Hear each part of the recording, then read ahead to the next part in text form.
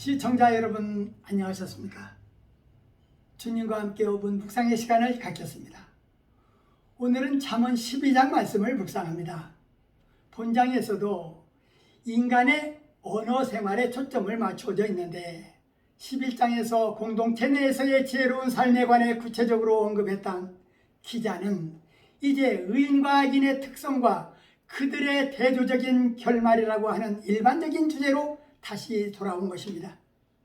인간의 심리는 훈계를 좋아하지 않는 것 같습니다. 솔로몬이 언급한 것을 보면 훈계를 좋아하는 자는 지식을 좋아하고 징계를 싫어하면 짐승 같다고 했습니다. 특별히 선과 악에 대하여 솔로몬은 구분시켜 인생들에게 교훈하고 있는데, 선한 사람은 하나님께 은총을 받고 의인의 뿌리는 움직이지 않고 의인의 생각은 공직하고 의인은 육축의 생명을 돌아보고 의인에게는 아무 재앙도 임하지 아니하고 이웃의 인도자가 될 수 있으나, 반면 악인의 말은 사람을 엿보아 피를 흘리게 하고 악인은 엎드려져 소멸될 것이고, 또한 악인은 잔인하며 불의의 일을 탐하고 악인의 입술은 허물로 그물에 걸릴 것이고 악인에게는 양화가 가득하다고 본장에서는 의인과 악인의 근본적인 특성에 대하여 언급하고 있는데, 악인과 의인의 생활 태도를 보다 원칙적으로 정리하여 다루고 있습니다.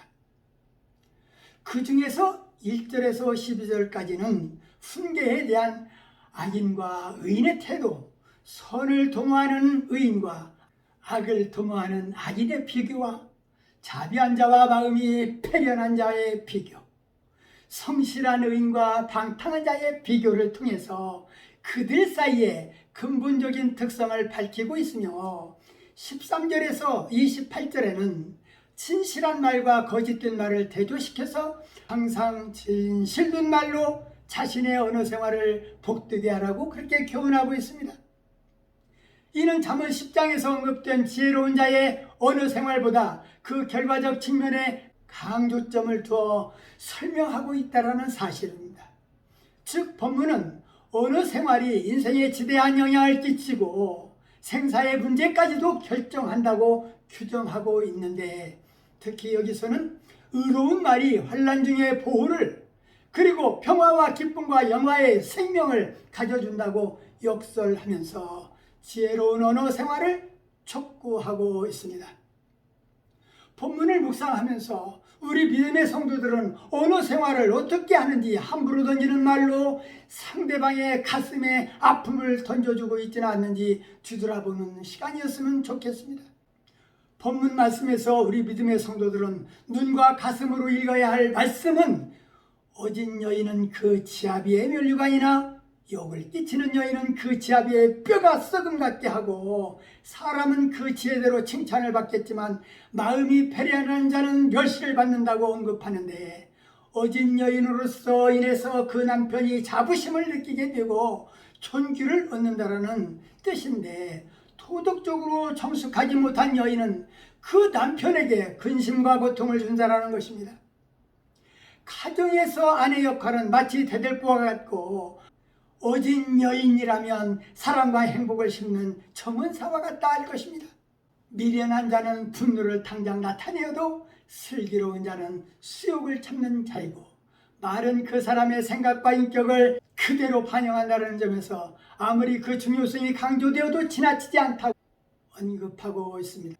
슬기로운 자는 지식을 감춰두어도 미련한 자의 마음은 미련한 것을 전파하고, 부지런한 자의 손은 사람을 다스려도 게으른 자는 부림을 받는다라는 것입니다.